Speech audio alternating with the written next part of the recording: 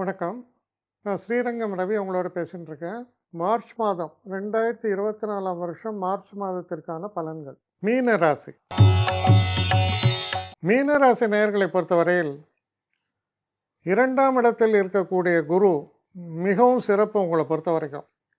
ஏன்னா நல்ல சுபகாரியங்கள்லாம் நடக்கக்கூடிய காலம்.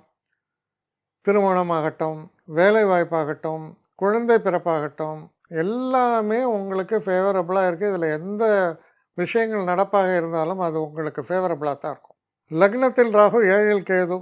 பரபரப்பாக இருப்பீங்க, அவ்வளோதானே. ஒரு இடத்துல உட்கார முடியாது. எழுந்திருப்பீங்க, நடப்பீங்க, வெளில எட்டி பார்ப்பீங்க. அது பரபரப்பாக தான் நீங்கள் செயல்படுவீங்க.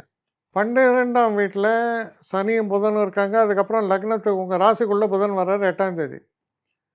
அதே போல் 12ஆம் வீட்டிற்குள் சுக்கிரன் வருகிறார். அப்போ 8ஆம் தேதியிலேருந்து 15ஆம் தேதி வரைக்கும் பார்த்தீங்கன்னா உங்கள் ராசியில் புதன், 12ஆம் வீட்டில் சனியும் சுக்கிரனும். அப்போ எப்படி இருக்கும்? 12ல் சனியும் சுக்கிரனும் இருந்தது அப்படின்னு சொன்னால், முக்கியமாக காதல் போன்ற விஷயங்கள்லாம் வெற்றிகரமாக முடியும். சில சீக்ரெட் அபிலாஷைகள்லாம் உங்களுக்கு இருக்கலாம், அதெல்லாம் நிறைவேறும். அதோடு மட்டும் இல்லாமல் கொஞ்சம் கூடுதல் செலவுகளை மேற்கொள்ள வேண்டி வரலாம்.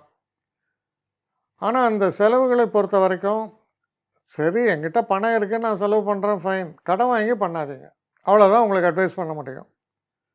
சில பேருக்கு பார்த்தீங்கன்னா இந்த குறுக்குவழி சம்பாத்தியத்தில் கொஞ்சம் எண்ணங்கள் உண்டு. சில பேர் லாட்ரிமா, சில பேர் கேசினோ போகிறேன், அங்கே போகிறேன், இங்கே போகிறேன், சூதாடுறேன். ஜாக்கிரதையாக இருங்க. இதுக்கெல்லாம் உங்களுக்கு டெம்ப்ட் ஆகும். சற்று கூடுதல் கவனத்தோடு செயல்படலாம். படிக்கக்கூடிய மாணவர்களை பொறுத்த வரைக்கும் பார்த்தீங்கன்னா 8ஆம் தேதிக்கு அப்புறம் புதன் உங்கள் ராசிக்குள்ளேயே வரார். படிப்பு பிரமாதமாக இருக்குது. என்ன சொல்கிறது, அந்த படிப்புக்கான அந்த தேவதை, அந்த சரஸ்வதி கடாட்சம் இருக்குது. அதனால் முக்கியமான ஒரு விஷயத்தை புரிஞ்சுங்க, நம்ம மனசை அலைய விடாமல் கரெக்டாக இருந்தோம்னா நம்ம எக்ஸல் பண்ணுறோம். அதே நேரத்தில் மனதை அலைபாய விட்டால் அது நம்ம இழுத்து கொண்டு ஓடிவிடும். ஸோ இதுதான், அது கடிவாளம் போட போகிறீங்களா இல்லை அவுத்து விட போகிறீங்களா, அவ்வளோதான். இதுதான் சாய்ஸ். உங்கள் ரெண்டுமே உங்கள் கையில் தான் இருக்குது. கடிவாளம் போட்டால் நல்லது, அவுத்து விட்டால் அது பின்னால் நீங்கள் ஓடணும், அவ்வளோதான். இந்த ஒரு காலகட்டத்தை பொறுத்த வரையில் சில பேர் பெரிய அளவுக்கு தொழிலில் அபிவிருத்தி அடைய பிளான்ஸ் எல்லாம் பண்ணுவீங்க. அதெல்லாம் ரொம்ப நல்லா கைகூடும். சில நேரங்களில் நல்ல அருமையான வேலை வாய்ப்புகள் வந்து சேரும். எடுத்துங்க, அந்த புது வேலையை எடுத்துக்கலாம். அதனால் அட்வான்டேஜஸாக நிறைய விஷயங்கள் இருக்குது. அதை சரியாக நம்ம பயன்படுத்தும் போது மிகப்பெரிய உயர்வுகளைத்தான் சுட்டி காட்டக்கூடிய காலமாக இது அமையும். அதே நேரத்தில் இந்த 15 தேதிக்கு மேலே உங்களுடைய விரயஸ்தானத்தில் யார் வராங்கன்னா செவ்வாயும் சனியும் சேர்ந்து உட்காடுறாங்க. ரொம்ப கேர்ஃபுல்லாக இருங்க. பெண்களாக இருந்தால் அப்படி ஜம்முன்னு ஒரு கோல்ட் செயினை போட்டு போனீங்கன்னா பக்கத்துலேயே பைக்கில் அறுத்துட்டு போயினே இருப்போம். அப்புறம் வீட்டை ஒரு 15 நாள் 20 நாள் மூடிட்டு சம்மர் ஹாலிடேஸ்னு போயிட்டீங்கன்னா வீடை நல்லா சுத்தப்படுத்தி வச்சுருப்பான் நீங்கள் ரிட்டர்ன் வரும்போது. இதுக்கெல்லாம் பாதுகாப்பு அரேஞ்ச் பண்ணிட்டு போகணும்னு சொல்கிறேன். ஏன்னா 12ஆம் இடம் விரயஸ்தானம்.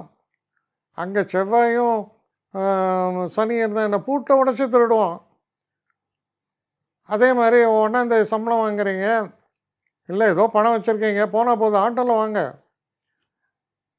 அதை போய் மிச்சப்படுத்துகிறேன்னு சொல்லி பஸ்ஸில் ஏறினீங்கன்னா பாக்கெட் இருக்கும், பர்ஸ் இருக்காது. எல்லாம் சாய்ஸ் இஸ் யுவர்ஸ். எதுக்கு சொல்ல வரேன், பணத்தை உங்கள்கிட்டருந்து உருவறதுக்கு நிறைய பேர் சுற்றி இருக்கான்.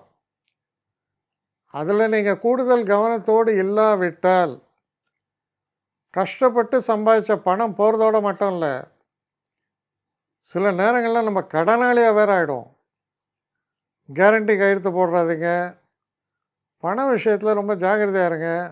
ஏன்னா பணத்துக்கு இழக்கக்கூடிய தன்மை உண்டு இப்போ.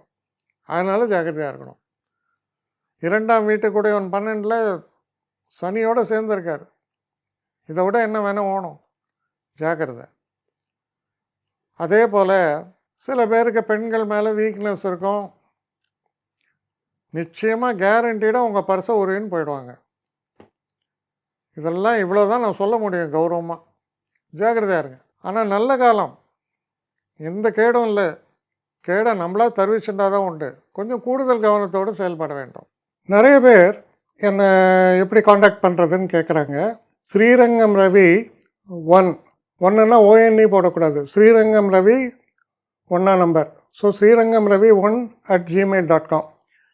இந்த அட்ரஸ்க்கு எனக்கு என்ன மெயில் அனுப்பணுமோ உங்களுடைய குவரிஸ் அனுப்புங்க. ஆனால் இதில் முக்கியமான ஒரு விஷயம் என்னென்னா, இந்த குவரிஸ் வந்து ஒன்லி ஃபார் அப்பாயின்மெண்ட்ஸ். அப்பாயின்மெண்ட்ஸுக்கான கட்டணமும் உண்டு. உங்களுடைய பிரச்சனைகளில் வந்து நான் கவனமாக பார்த்து உங்களுக்கு நான் இது பண்ணுறேன், பேசுகிறேன் உங்களோட. ஆனால் எல்லாமே டெலிஃபோன் மூலமான ஒரு டிஸ்கஷன்ஸாக தான் இருக்கும். ஆனால் இதில் முக்கியமான ஒரு விஷயம், அவசியம் உள்ளவர்கள் மட்டும் இதை உபயோகப்படுத்திங்க. வணக்கம்.